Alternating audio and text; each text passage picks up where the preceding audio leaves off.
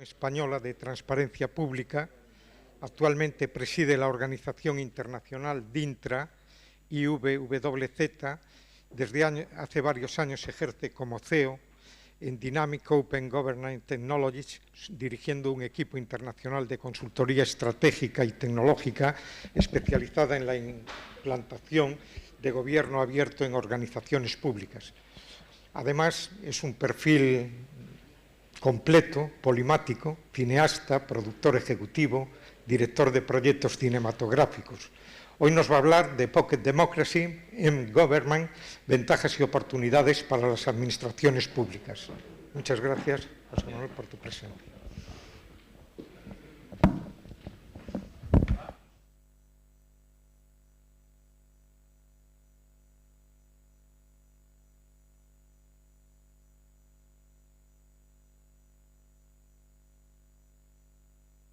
Hola, ¿sí? Buenas tardes a todos y a todas. Como estamos en familia, me voy a permitir el lujo de sentarme. Ante todo, ¿se oye bien? Ante todo, agradecer a la organización Mobile Week Ourense la invitación que me han hecho para venir aquí a hablar de un tema que está relacionado con las tecnologías, pero que voy a enfocar desde una perspectiva mucho más abierta y más enfocada en las ideas, ¿vale? Siempre es un placer venir al país de los 1000 ríos, a Ourense, y bueno, no es la primera vez y la verdad es que siempre me congratulo y me siento muy a gusto en esta tierra.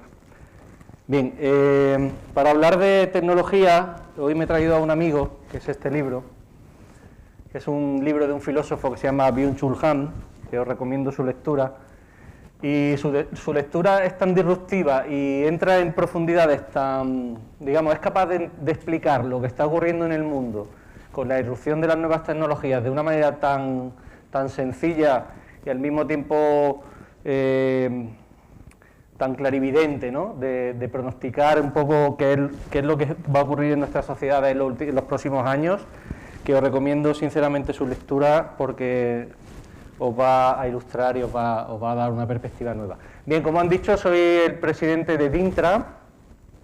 DINTRA es un proyecto que nace en el año 2014 y de alguna manera fue un poco como una locura, ¿no? Porque se nos ocurrió inventar una metodología que permitiera auditar a las instituciones públicas desde una perspectiva de la auditoría social.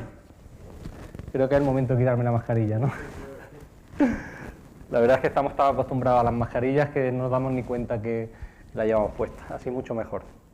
Bueno, pues inventamos DINTRA, que en el día de ayer recibió el premio Global Democracy Award en Washington, como una de, digamos, de las organizaciones en el mundo que lucha por los derechos humanos y sobre todo por los valores de la democracia y la lucha contra la corrupción. DINTRA es un proyecto ambicioso, innovador, basado en un concepto que se llama auditoría social, es decir, hemos creado una herramienta que permite a cualquier ciudadano del mundo auditar cuán transparente es su gobierno o las administraciones públicas, desde el sillón de su casa o desde cualquier dispositivo móvil. Es una tecnología revolucionaria que nos brinde la posibilidad de empoderar a la ciudadanía, es decir, de poner al ciudadano en el centro de las políticas públicas, que es un poco también de lo que quiero hablar hoy, y nos permite darle la vuelta a la tortilla, ¿no? Cuando en España, por ejemplo, se promulga la ley de transparencia, todas las instituciones públicas luchan por crear un organismo público, obviamente, que evalúe la transparencia. Entonces nosotros dijimos, no tiene por qué ser así, porque necesitamos una herramienta o una metodología que nos permita que cualquier ciudadano, organización civil, investigador, cualquier persona pueda auditar a su ayuntamiento, a su diputación, a su comunidad autónoma. Entonces creamos esta metodología a la que le pusimos mucho cariño y una importante inversión tecnológica que nos ha permitido desde el año 2014 hasta hoy, es decir, 7 años después, evaluar a miles de organizaciones públicas, nos ha permitido ganar, digamos, la legitimidad de todas las partes involucradas en el proceso, que son instituciones, universidades, ciudadanos, sociedad civil. O sea, nosotros hoy en día nos hemos convertido en una organización que si mañana, por ejemplo, un caso que os pongo reciente, decidimos que los políticos deben publicar sus títulos universitarios, pues toda la maquinaria de la administración pública española se pone a trabajar en publicar los títulos universitarios. Es decir, hemos conseguido tener la legitimidad de poder, de alguna manera, influir, ¿no? Nos hemos convertido en un pequeño lobby, de poder influir en las administraciones públicas a la hora de decidir qué datos se deben publicar más allá de la ley. Bien, además de eso, de DINTRA, pues dirijo una organización que se llama Dynamic Open Gov Technologies, que basándonos en el conocimiento experto desde el punto de vista de la ciencia política y desde las ciencias jurídicas, hemos diseñado una serie de herramientas tecnológicas que permiten a las administraciones públicas conectarse con la ciudadanía de una manera, digamos, abierta, de una manera que permite la interacción dinámica entre ciudadanos, administraciones públicas, sociedad civil, y de alguna manera yo siempre digo que lo que estamos haciendo es construir universos públicos transparentes. La transparencia yo creo que es una de las mayores armas de comunicación que hoy existen en nuestra sociedad. Es una de las que deben imperar en la democracia, ¿no? Si no existe la transparencia, está demostrado que es imposible la participación. Ahora vamos a ver un poco más adelante el concepto de gobierno abierto, que es un concepto en el que, digamos, se están estructurando las maneras de relacionarse las instituciones con la ciudadanía, y en ese modelo, como vamos a ver más adelante, veremos que el primer paso para poder avanzar hacia un gobierno en el que el ciudadano sea el centro de las políticas públicas es la transparencia. Si no hay transparencia, si no hay confianza, la ciudadanía obviamente no se va a acercar a las administraciones públicas ni a sus gobiernos. O sea, la apatía política es una realidad. O sea, podemos decir que incluso vivimos en una sociedad de la desconfianza, ¿no? Donde los ciudadanos no creen en el sistema ni en las instituciones. Pero al mismo tiempo también os tengo que decir que desde el año 2009 este señor que está aquí, que se llama Barack Obama, de alguna manera él hizo un memorándum, que un memorándum es una especie de directiva hacia las administraciones públicas americanas, y él dijo que a partir de que él toma el poder, ¿no?, el poder ejecutivo, pues las cosas se iban a hacer de otra manera, que la administración iba a ser mucho más abierta, iba a ser más transparente, que iba a fomentar la participación ciudadana y que iba a fomentar la colaboración. Estos son los tres pilares que podéis ver aquí detrás, ¿no? Los tres pilares del gobierno abierto son la transparencia, la participación y la colaboración. Y todo esto se construye de una manera ordenada y estratégica. Es decir, no podemos... ¿Cuántas instituciones públicas hoy en día están trabajando en procesos participativos sin ningún éxito, cuando obviamente no existe el acceso a la información? Si yo no tengo acceso a la información, difícilmente puedo participar en los procesos de toma de decisiones. Por lo tanto, estos dos señores se llaman Kwok and Lee, dos investigadores americanos, diseñaron este modelo, se llama Open Government Maturity Model, que simplemente nos dice cómo hay que implementar una estrategia de gobierno abierto. Y obviamente lo primero es la transparencia y la apertura de datos. En este caso habla de datos abiertos, ¿no?, o Open Data, que todos habremos oído hablar de esto, ¿no? Esta diapositiva la utilizo desde el año 2014, ¿no? Es una diapositiva que dice: la gente ignora el poder que tiene, y esto es una absoluta realidad. O sea, este señor que está ahí, obviamente su poder depende de todos los que lo soportamos, que al final somos los ciudadanos, ¿no? Pues imaginaros esta fotografía, que es un poco antigua, si a cada uno de esos ciudadanos le ponemos un smartphone en la mano, ¿no?, que es otro de los conceptos en los que vamos a hablar hoy, ¿no?, del e-government o el gobierno con la utilización de herramientas móviles.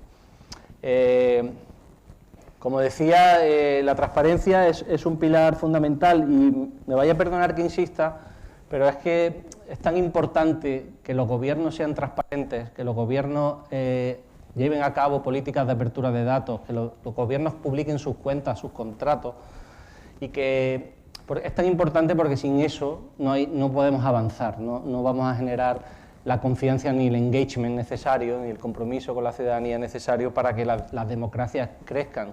Estamos en un momento, este comienzo del siglo XXI yo creo que ha dado muestras, ¿no?, de que queremos evolucionar o que el modelo democrático necesita evolucionar.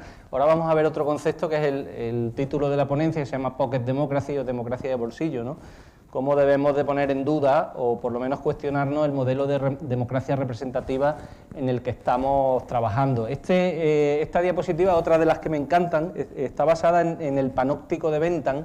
Bentham es un filósofo utilitarista del siglo XVIII que diseñó este sistema para que un solo funcionario pudiera vigilar una cárcel entera, ¿vale? Entonces, utilizo esta analogía para hablar, el centro sería el Estado, ¿no?, que vigila a los ciudadanos, y ahora lo vemos más que nunca con la biopolítica, ¿no? Estamos absolutamente vigilados, ¿no?, sobre todo en cuestiones relacionadas con la salud. Pero claro, yo sueño con otra cosa, yo sueño con que el sistema se invierta y sean todos los ciudadanos que realmente podamos vigilar a nuestros representantes, ¿no?, a nuestros gobiernos y administraciones públicas que no hacen otra cosa que gestionar nuestros recursos. Pues bien, ese modelo que se llama gobierno abierto que hemos visto antes se perfecciona con la aparición de las nuevas tecnologías. O sea, la democracia abierta es un modelo tan antiguo como que ya existía en tiempos de los griegos, ¿no? Pero las tecnologías es lo que hacen posible, las nuevas tecnologías, que nos podamos comunicar de una manera mucho más rápida y más fluida. Con la llegada del M-Government, o gobierno en movilidad, también llega la gobernanza, la M-Gobernanza, es decir, la manera en que yo puedo mejorar mis servicios públicos, la gestión pública, puedo mejorar la comunicación, y además no solo la mejoro, sino que lo hago de una manera de comunicación multidireccional. O sea, este esquema de antes nos habla de relaciones entre gobierno y ciudadanos, gobierno y empresas, empresas y ciudadanos, incluso ciudadanos con ciudadanos en aplicaciones desarrolladas por el gobierno. Obviamente no tengo que explicaros las ventajas que tiene el uso de las nuevas tecnologías, tampoco los inconvenientes, que como sabéis son muchos, ¿no? Y aquí es donde realmente aterrizamos en este concepto que ya definí en un artículo hace bastantes años, pero que se ha consolidado de una manera, sobre todo en países donde hay unas democracias más desarrolladas, como la americana o la democracia escandinavas, se ha desarrollado de una forma, digamos, espontánea. Es decir, no sé si esta diapositiva os enseña, o por lo menos puede dar una pista en qué consiste este modelo de democracia de bolsillo. Al final sería la utilización de las tecnologías móviles para involucrar a los ciudadanos en los procesos de toma de decisiones. Es decir, yo creo que no hay nada más ventajoso para un político que conocer cuáles son las necesidades de la ciudadanía y de la sociedad civil. Si nosotros somos capaces de canalizar esto a través de la escucha activa y a través de la generación de herramientas móviles que nos permitan una comunicación, que ahora veremos algunas, una comunicación directa e interactiva con los ciudadanos, no cabe ninguna duda que estamos perfeccionando nuestra democracia. Yo no me siento que vivo en un país democrático porque me llamen a la urna 3 veces al año. O sea, la democracia no consiste en ir a votar cada vez que hay elecciones, ¿no?, que pronto tendremos las elecciones locales dentro de año y medio, y bueno, no sabemos si algunas más, ¿no?, que eso ya depende de otros factores. Pero yo creo que hoy en día la ciudadanía necesita inputs, necesita alicientes para sentirse escuchado y sobre todo para aportar valor. El capital social está fuera y no está dentro de los gobiernos ni de las administraciones públicas. Por lo tanto, la generación de este tipo de herramientas, que ahora veremos, son fundamentales. Bueno, aquí os presento a mi amigo Byung-Chul Han, supongo que lo conocéis. Es este filósofo que cada vez que lo leo me rompe todos los esquemas, y es maravilloso, ¿no? Que uno venga con una idea a una conferencia y después de leer este libro, pues algunos de esos esquemas se te vayan al carajo. La verdad es que es maravilloso, ¿no? Porque al final el mundo necesita no solo cambios, sino transformación. Y lo que realmente consigue esa transformación son las ideas. Gente como Byung-Chul Han, que está pronosticando cómo será el mundo del futuro, o gente como filósofos de la democracia deliberativa, como Habermas, Hell u otros más, que hablaron de cómo deberían mejorar las democracias para ganar valor, ¿no? y para de alguna manera darle un papel central a la ciudadanía. Estos son algunos datos que vienen a corroborar algo que ya sabemos, por lo tanto los voy a pasar muy rápido. Solo quiero decir una cosa, y es que los datos, vivimos en una sociedad donde los datos cobran un excesivo protagonismo. Cobran tanto protagonismo que no nos dejan pensar. Cuando vemos el telediario, o vemos las noticias, o leemos un periódico, y los datos que más, obviamente, más se mueven hoy en día en la prensa son los del COVID, parece que esos datos son sentencias, ¿no? Que lo que dice que el 60%, por ejemplo, ayer vi una noticia, el 60% de los ingresados en las UCIs son no vacunados. Quiere decir que el 40% gente que está vacunada, ¿no? ¿Qué quiero decir con esto? Que los datos tenemos que saber interpretarlos, saber analizarlos y tenemos que, de alguna manera, digerirlos por nosotros mismos. La sociedad del dato, el dataísmo, nos lleva a la comodidad y de alguna manera nos lleva a que no tengamos que pensar por nosotros mismos.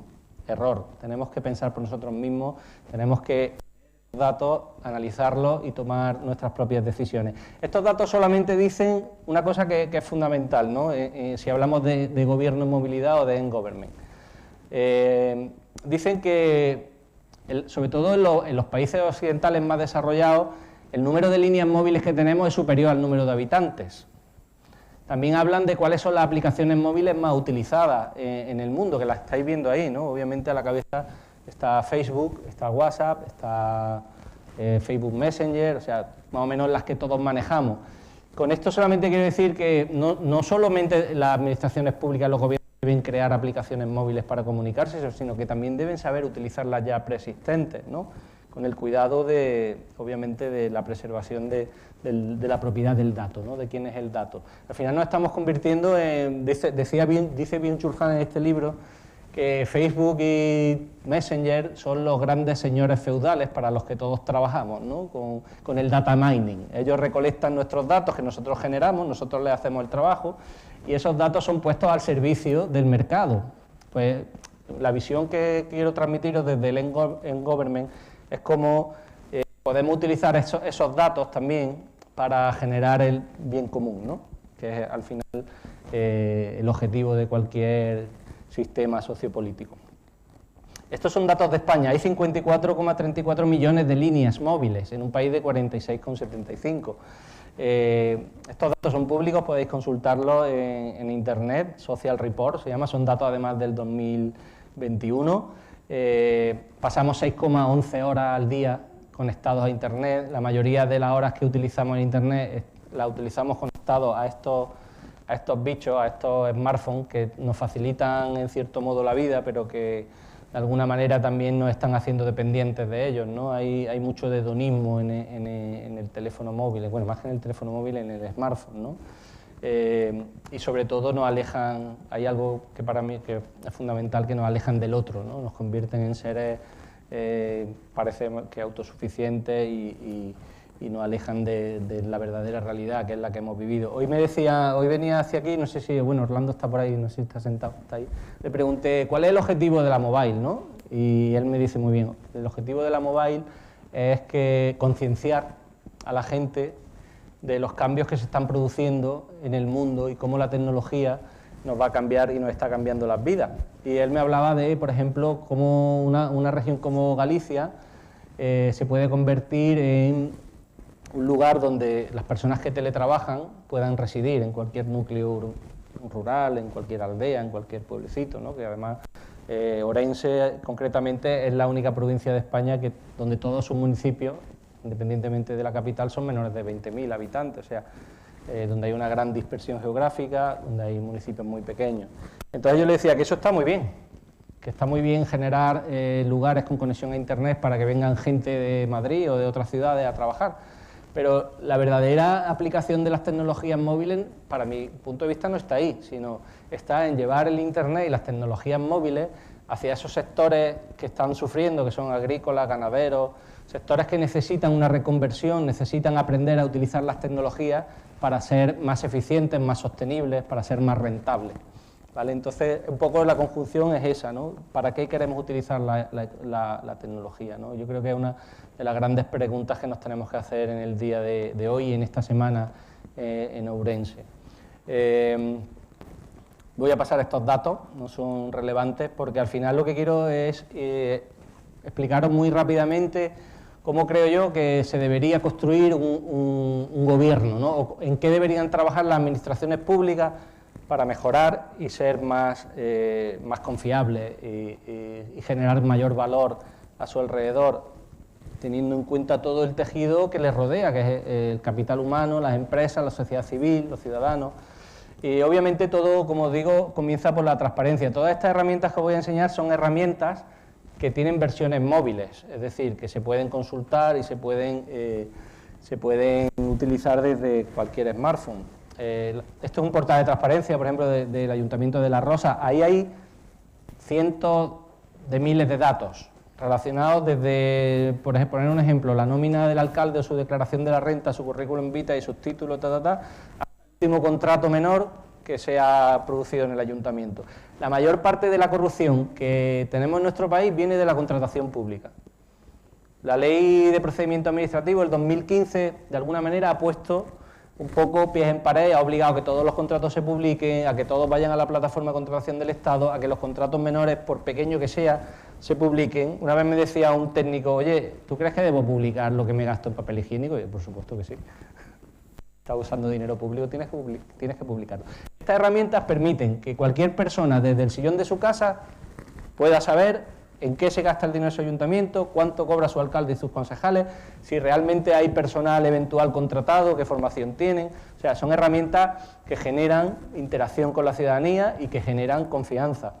Herramientas como esta, que son, esta es un visor económico, permite comparar el presupuesto de una institución pública con la ejecución de ese presupuesto. O sea, una cosa es lo que decimos que vamos a gastar el dinero y otra cosa diferente es en qué se gasta realmente. Esta herramienta te permite ver hasta el último céntimo de cualquier institución pública en qué se está gastando el dinero, no en qué se presupuesto, sino si hay transferencia de crédito, si hay... Obviamente son herramientas muy ilustrativas. Un visor de obras, patrimonio... esto, por ejemplo, es un visor de rendición de cuentas. Lo mismo que lo económico, pero aquí lo que decimos es cuál era el programa de gobierno y cuál ha sido el definitivo, ¿no? En qué prometieron los políticos en sus programas electorales y qué han hecho realmente, ¿no? Y cuáles son los departamentos involucrados, cuánto dinero se ha gastado. O sea, un visor, la rendición de cuentas es parte de la transparencia. La transparencia está más relacionada con el dato y la rendición de cuentas está más relacionada con tu plan estratégico. ¿Cuál es tu plan estratégico y qué has hecho realmente? Portales obviamente open data, datos reutilizables que sirven para generar valor en el sector privado.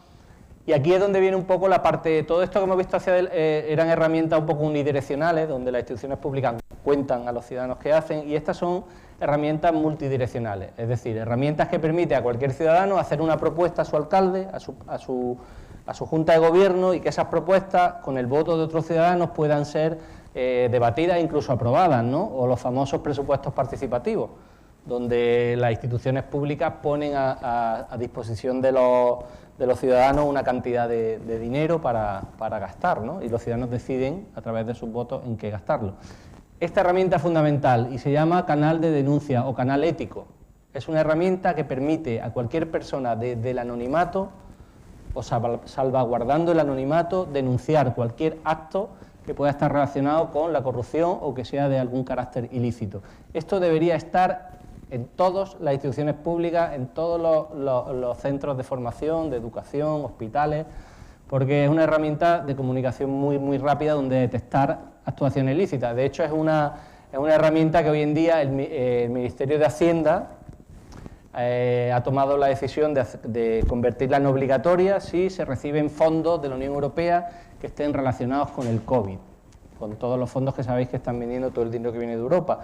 Esta herramienta y además planes anticorrupción. Bien, entramos muy rápidamente, no sé cómo voy de tiempo, creo que bien por ahora, pero voy terminando. Aquí voy a hacer una pequeña comparativa entre dos ayuntamientos de nuestro país, el Ayuntamiento de Madrid, ¿vale? ¿Cuál es su estrategia en Government? Es decir, cuántas herramientas ha desarrollado para comunicarse con la ciudadanía, en este caso son 8 herramientas, como podéis ver ahí, y el Ayuntamiento de Barcelona, donde obviamente el desarrollo del e-Government es mucho mayor. Esto, os voy a dar algunos datos para que veáis un poco la diferencia. En el año 2015 el Ayuntamiento de Barcelona era uno de los ayuntamientos con mayor número de aplicaciones móviles del mundo. o sea, en este caso tenía 27 aplicaciones móviles descargables en cualquier tipo de... 14 en turismo, 5 tráfico, 5 información pública, empleados. Ese ayuntamiento además desarrollaba tecnología, sino que medía el impacto o mide el impacto de esas tecnologías. Tiene un servicio específico de análisis de indicadores de estos servicios móviles. Y podemos ver algunos datos, como en el año 2015 hubo 1,8 millones de descargas de aplicaciones, es decir, los ciudadanos utilizaban y utilizan las aplicaciones móviles que el ayuntamiento pone a su disposición. También nos habla un poco de qué tipo de tecnología, 60-40, Android, iOS. Normalmente, bueno, iOS está cobrando últimamente más protagonismo. Control de usuario, número de sesiones. De nada sirve desarrollar una tecnología si no medimos el impacto de esa tecnología y no medimos la utilidad. Por lo tanto, tecnologías móviles, midamos el impacto para que nos sirva de alguna manera para seguir avanzando, tomar decisiones. Hay algunos casos de aplicaciones que no se utilizaban, el ayuntamiento obviamente las descatalogó y creó aplicaciones nuevas, con lo cual estamos hablando de un ayuntamiento que no solo apuesta por la tecnología, sino que de alguna forma es capaz de ver el futuro, invierte en este tipo de aplicaciones, que además tienen muchas ventajas, entre otras no son caras de implantar, y además utilizan, y tampoco son caras a la hora de implantar de los planes de formación y de capacitación del personal. Bien, con esto voy terminando. Quería explicaros brevemente que ya que estamos en Orense, ¿no? y que este congreso, esta semana mobile, la patrocina o el organizador es la Diputación. Quería enseñaros algunos datos, ¿no? La Diputación de Orense hoy en día es el gobierno provincial, junto con el Cabildo Insular y creo que Granada, no lo veo bien desde aquí, más transparente de este país. Es decir, es la institución pública de esta tipología que gobierna una provincia que más datos publica. O sea, publica un catálogo de datos que va mucho más allá de la ley de transparencia. Es decir, la ley de transparencia nos exige en torno a 50 indicadores y no veo bien ahí, estamos hablando de que Orense estará trabajando 140 o 150 indicadores con que realmente no son exigibles por la ley, pero sí son demandas de la ciudadanía y por lo tanto, no sé qué es más válido. La ley obviamente hay que cumplirla, pero si además eres capaz de poner encima de la mesa datos que preocupan a la ciudadanía, pues obviamente está yendo mucho más allá de lo que dice la ley.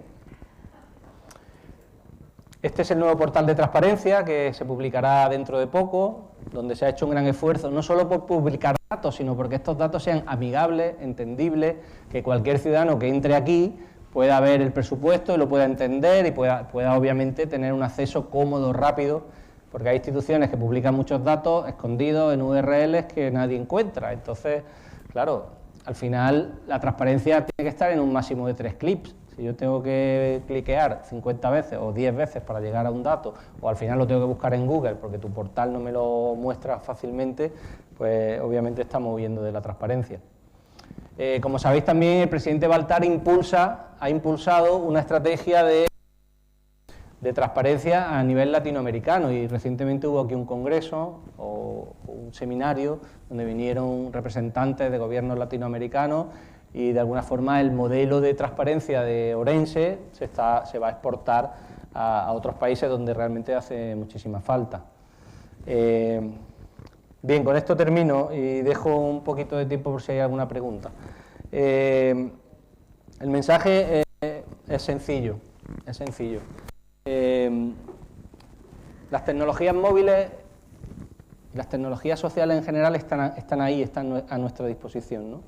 La pregunta que yo me haría si gobernara cualquier institución pública es de qué manera puedo generar valor social con estas tecnologías preexistentes y qué otras tecnologías podemos desarrollar que nos ayuden a ser mejores, que nos ayuden a conocer mejor las necesidades y demandas de nuestros ciudadanos, que nos ayuden a ser más transparentes, que nos ayuden a comunicarnos de una manera más eficiente, ¿vale? Creo que esas son las grandes preguntas. El crecimiento de la tecnología ha sido tan brutal y sobre todo después del COVID, ¿no? Porque parece que el COVID tiene muchas cosas negativas, pero una de las positivas que ha tenido es que la brecha digital se ha reducido muchísimo. Según los datos de la Unión Europea y el INE, la brecha digital hoy en día en nuestro país es mínima, es decir, hasta las personas más mayores, no sé, mi madre que tiene 80 años sabe hacer una videoconferencia, tiene Facebook, tiene WhatsApp y sabe utilizar una tecnología que para ella antes era un abismo, pero claro, el no ver a tu familia, el no poder trabajar, eso ha hecho, y de hecho así quedó demostrado en la cumbre de Roma sobre los objetivos de sostenibilidad de la ONU, ha demostrado que una de las cosas buenas que ha tenido el COVID es el desarrollo tecnológico y sobre todo la capacitación y formación que ha ido adquiriendo la gente para el uso de... También ha generado mucha eficiencia porque, bueno, todos sabemos que una videoconferencia soluciona muchas cosas que antes tenían que ser presenciales, ¿no? O sea, nos permite tener más tiempo. La pregunta, y con esto ya termino, es ¿cómo podemos generar valor? ¿Cómo podemos mejorar nuestras democracias? ¿Cómo podemos acabar con la corrupción? ¿Vale? Porque si en algún momento podemos o tenemos la oportunidad de que esa gran lacra se extermine, es ahora, ¿no? La tecnología te permite en tiempo real, ¿no? Hay, por ejemplo, en Brasil hay instituciones públicas que publican sus cuentas bancarias en tiempo real, cada vez que hay una factura, un movimiento, un pago. O sea, si hay transparencia en la contratación. O sea, una de las grandes lacras, incluso de las grandes preocupaciones de nuestra sociedad, de nuestra democracia, siempre ha sido la corrupción. Ahora tenemos la oportunidad con la transparencia y con la voluntad política. No hay ningún gobierno transparente si no hay voluntad política. La voluntad política y la transparencia nos ayuda a que el sistema cada vez sea menos corrupto. Entonces, ahí lo dejo, ¿no? Ese señor es Abraham Lincoln, ¿no? Y tiene un smartphone en la mano, ¿no? Abraham Lincoln, hay una frase que me encanta y que siempre utilizo, y es que la mejor manera de predecir el futuro es construyéndolo. Entonces tenemos la oportunidad a través de las nuevas tecnologías de construir un futuro mejor y hacer un uso mucho más eficiente y sobre todo mejorar nuestras democracias, los valores y los derechos humanos, que creo que es el momento, ¿no? de dar ese paso adelante. Os doy las gracias a todos y no sé si hay alguna pregunta o alguna duda. Estamos fuera de tiempo, ¿no? Pues entonces... ¿Perdón? Mira, este libro se llama La desaparición de los rituales. Es el último publicado, pero bueno, Byung-Chul Han tiene... Además son libros pequeñitos, pero muy intensos. Pero tiene por lo menos 12 o 15 libros como este, desde el año 2010 o así, lleva publicando. Es un surcoreano afincado en Alemania, que de alguna manera ha bebido de las fuentes de los grandes filósofos alemanes, pero que ha sido capaz de interpretarlos y de conectarlos con la realidad que hoy vivimos. Así que os lo recomiendo porque os va a ayudar a ver las cosas de una manera mucho más interesante. Gracias por todo y nos vemos pronto.